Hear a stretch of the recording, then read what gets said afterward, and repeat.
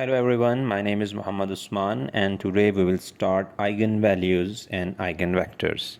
Before going into the detailed concept about eigenvalues and vectors, we have to learn what is linear transformation in two dimensions. Now first come first, in a standard grid, on this grid the bases I hat and the j hat are shown. These vectors are perfectly standard conditions. Now take a point 1, 1 is shown on the grid with its corresponding vector. Here the dotted line shows the span of the vector.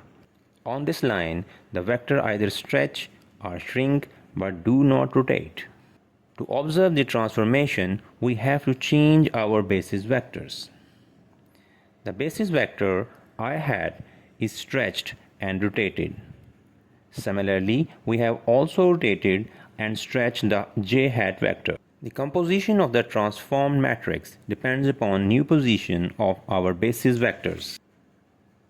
As I hat is stretched and rotated to a new position 2, 1, this will be the first column of the transformation matrix, and similarly the second column is the new position of the j hat.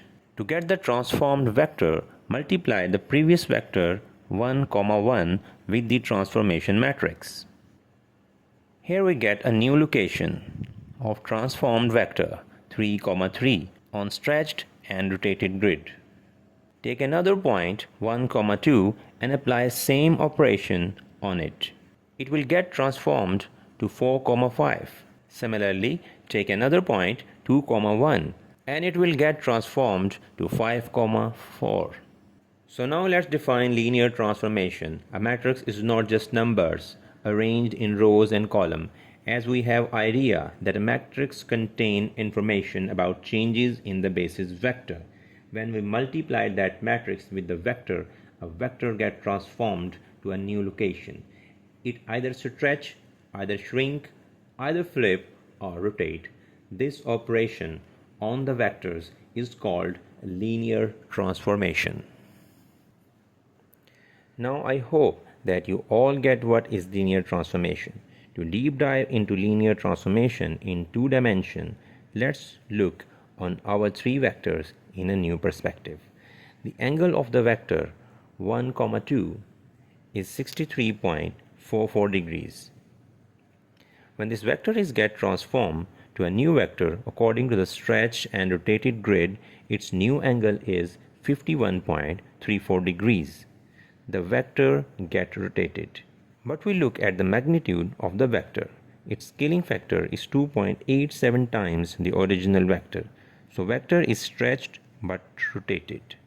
Similarly, vector 1, 1 having angle 45 degree and no change in its angle after transformation, but its magnitude scaled 3 times the original. So vector is stretched but not rotated.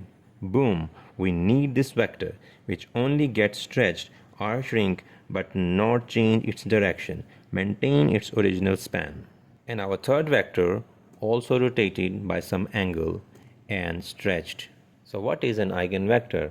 Among all the vectors that matrix A can transform, there are special directions that stay on the same line after transformation. The vector only gets stretched or shrunk. It does not rotate and change the direction. These vectors are called eigenvectors. Here in our case, the vector 1, 1 is the eigenvector because it's maintain its span. So what is the eigenvalue? As we know, vector 1, 1 only gets scaled and not change its angle or direction, maintain its original span. The scaling factor for these special vectors is called eigenvalues. So the scaling factor lambda is called eigenvalue. Scaling factor is just multiple with the original vector to get the transformed vector. So if the scaling factor have the value greater than 1, as here lambda greater than 1, the eigenvector stretched or grows. So if the value is in between 0 to 1, the eigenvector shrunk or decays. If the value of scaling factor is less than 1, the direction of the vector is flip and then scaled in the opposite direction. If the scaling factor is equal to the complex number, then our vector is either in the rotation or showing a spiral behavior. As we know, eigenvectors are special vectors which scale in the original direction. To find out its mathematical definition, again considered transformed matrix A. Now recall what already done. We multiplied transformed matrix with a vector to get a new vector.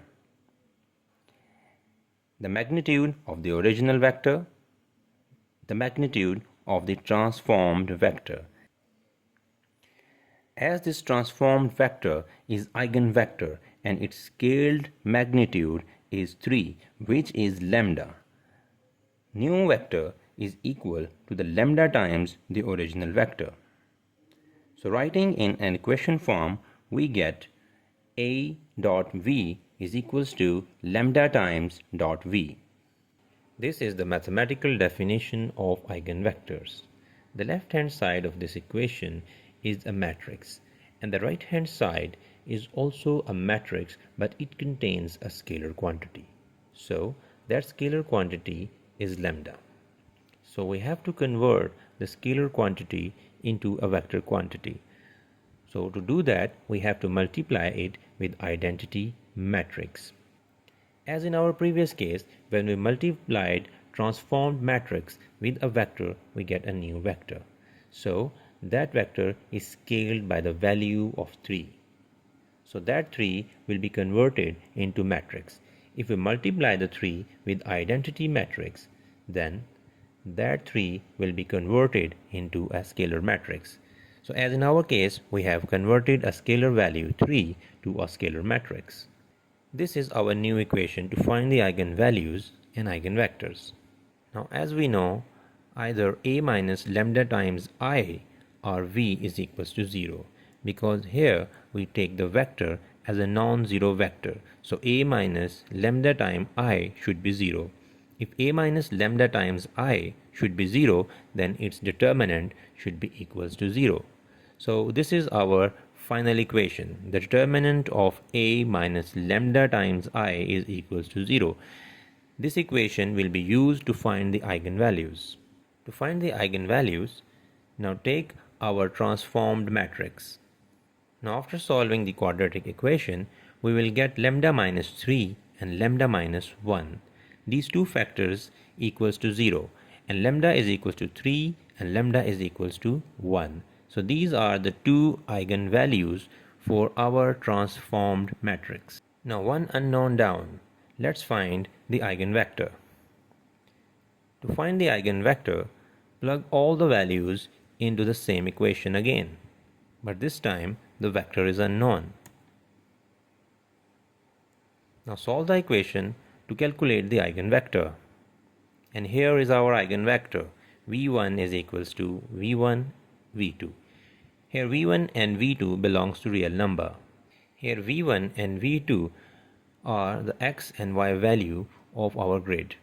When x and y values are equal, all those vectors whose x and y values are equal are the eigenvector of our system for the lambda value 3.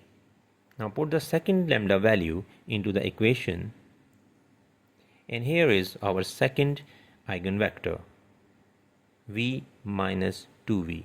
So here v1 and v2 belongs to real number. All the vectors whose x is equals to minus y or y is equals to minus x are the eigenvector for the lambda is equals to 1 value. So in this lecture we have learned linear transformation, eigenvalues, eigenvectors. That's all about today's lecture. Thank you very much.